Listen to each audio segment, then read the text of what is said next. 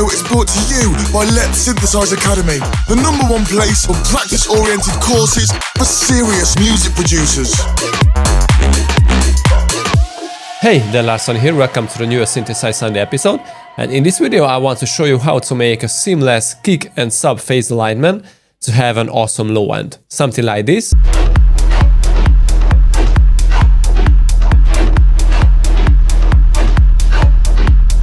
By the way, everything is synthesized here, including the drums, and if you are interested you can download this from my Patreon.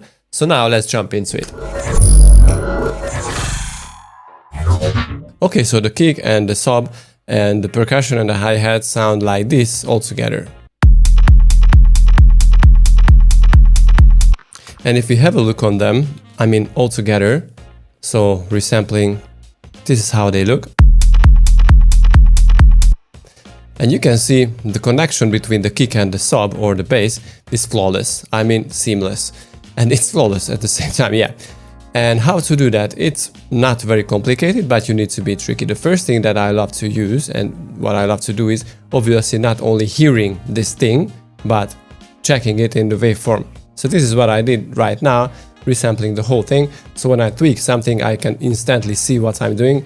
If you want, you can use a spectrum analyzer, plugin, and any other thing that you want to do. But basically the most important part for me is not only to hear the thing what I'm doing, but to see it too. So this is important. The next thing that I want you to know, that your job is a lot easier if you use a synthesized kick drum. This is what I did here. As you can see, this is a synthesized kick drum in Serum, and I didn't use any sample or stuff. It's an analog BD sign with a pitch envelope, so this is the pitch envelope, and the Monster 4, it's only for the click, for the transient. Okay, so from this point you can do several things. So first of all, you can set the length of the kick by simply dragging the MIDI. So let me show it to you. So once again, so this is one thing that you want or what you can do. The next thing is adjusting the release. So as you can see, you have a lot of, I would say, useless information, especially if you want to have a seamless connection between the kick and the bass. I'm not sure if you want to use very heavy release, so let's pull them back, because if you have a long release you will have a lot more problems adjusting the phases.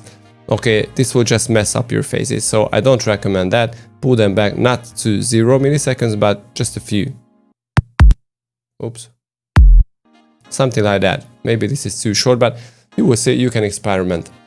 So this is the main thing. Obviously you can set the sustain and with the decay and stuff, but I think adjusting the MIDI is more important. Now with the bass, as you can see, I have a very simple bass. I use the Cream wavetable from Digital, and I basically applied a low pass filter, and this LFO adjusts the high pass filter. Now the high pass filter basically here is to sidechain the whole sound, the whole bass.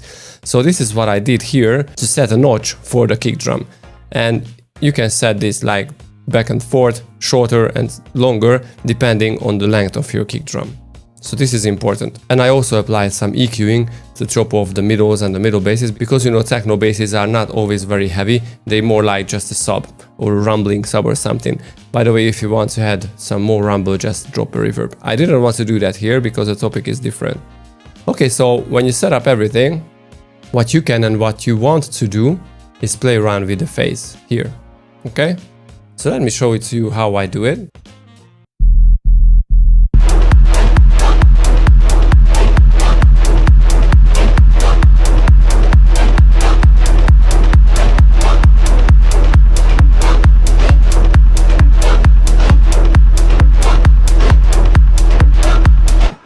As I'm adjusting the phase, you can see that these little gaps are starting behaving differently, but I haven't told you the most important part here is to set the random back to 0. So this way Serum won't randomize the phase start position, and that is very important because you want to manually do that by the phase knob. Okay, so you are basically just playing with this phase knob until you can find a position or a look where the kick and the bass is integrated seamlessly.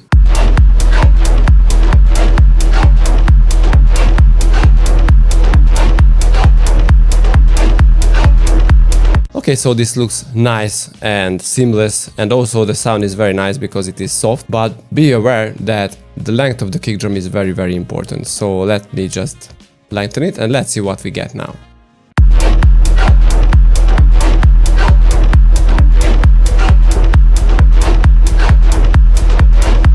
So always set the kick drum length and your sub sidechain or bass sidechain here.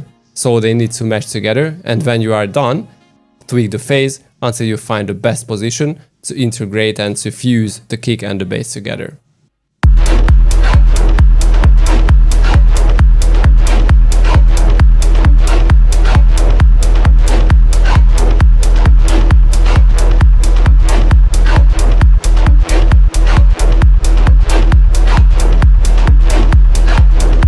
And basically this is how you do it. And the next thing is a little nerdy because, well, I don't do this all the time, but sometimes you don't have any other chance to do it this way.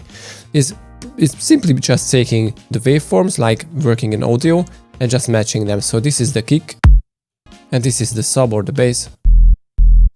And you just simply take them very close. So basically you are aligning the phases and making a crossfade. So this is the easiest, but just imagine if you need to make this throughout the whole song, it's a huge work. So I don't do this all the time, but there are some cases when you don't have any other chance. Don't forget that you can download this whole project from my Patreon, and see you guys next time. Peace!